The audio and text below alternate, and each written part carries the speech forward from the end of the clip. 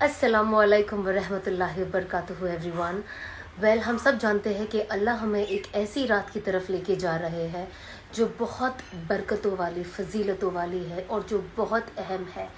जी हाँ, शाबान की रात की तरफ। और ये 15वीं शाबान की जो रात होती है ना, ये बहुत अहम होती है और इसमें बहुत सारे रीज़न्स होते हैं, जिसमें से सबसे अहम रीज़न ये है कि इस दिन हमारी जो पुरानी बुक होती है ना पिछले साल की, वो क्लोज़ होती है और नई बुक खुलती है और उसमें हमारे लिए आने वाले साल में क्या क्या नेमतें, क्या क्या हमारी ज़िंदगी कैसी होगी, वो लिख दी जाती है। अब उसमें हमारी मौत भी लिखी होती है, उसमें ज़िंदगी भी लिखी होती है, रोज़ी लिखी होती है, बीमारी लिखी होती है, खुशी लिखी होती है, या कोई गम होता है, कोई आफत होती है, हर चीज़ लिख दी जाती है।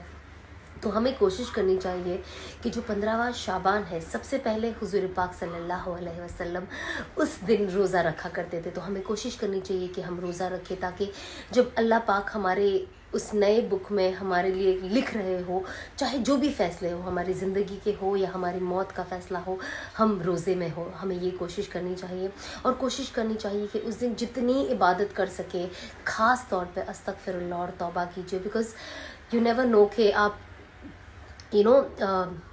आने वाला साल देख पाओ या नहीं, क्योंकि पिछले साल जब 15वीं शाबान थी, आई डिसाइडेड कि मैं अपनी ज़िंदगी चेंज करूँगी और मुझे मेरी ज़िंदगी वैसी नहीं चाहिए। और मैं चाहती थी जब अल्लाह मेरे लिए नई बुक लिखे इस साल, तो वो मेरे जो पुराने गुनाह हैं उन सब से मैं दूर चले जाऊँ और नई ज़िंदगी की शुरुआत करूँ तौबा इस्तगफार से, और तौबा करूँ कि अब मैं ये चीज़ों से दूर रहूँगी और इंशाल्लाह कोशिश करूँगी कि इसमें मैं डटी रहूँ। तो पिछले साल की जो 15वीं शाबान थी, ये मेरी ज़िंदगी का चेंजिंग पॉइंट था, बिकॉज़ मैं चाहती थी जब अब नई बुक लिख ही रही है अल्लाह पाक मेरे लिए, तो उसके लिए उसमें मैं एटलीस्ट एक नई ज़िंदगी और एक अच्छी ज़िंदगी की शुरुआत करूँ जो अल्लाह के हुक्मों पे हो और हुज़ूर पाक सल्लल्लाहु अलैहि वसल्लम की सुन्नतों पे हो।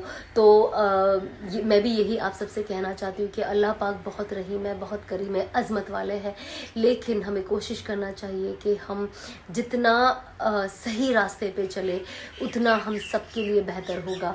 और अल्लाह माफ़ करने वाली ज़ात है, बस हमें कोशिश करनी चाहिए कि हम अल्लाह से माफ़ी मांगे और खूब खूब खूब तौबा करें और अल्लाह से ये नियत करें कि हम कोशिश करते हैं। हमें नहीं पता, हमारी मौत और हयात के बारे में हमें कुछ नहीं पता, हमें नहीं पता कि हम अगला शाबान देख पाएंगे या नहीं, तो हमें कोशिश करनी चाहिए कि हम अपनी तौबा अभी करें। बिकॉज़ मुझे अभी भी याद है, पिछले साल मैं कुछ ऐसे लोगों को जानती थी जो आज हमारे बीच नहीं है, और ये चीज़ हमारे लिए एक बहुत बड़ा सबक है। और इन सब से ये सब हम सब जानते हैं कि ज़िंदगी बहुत छोटी है, बहुत बड़ी है, कैसी है ये हम नहीं जानते सिवाय अल्लाह पाक के। बस हम कोशिश करें कि हम सही रास्ते पे चलें।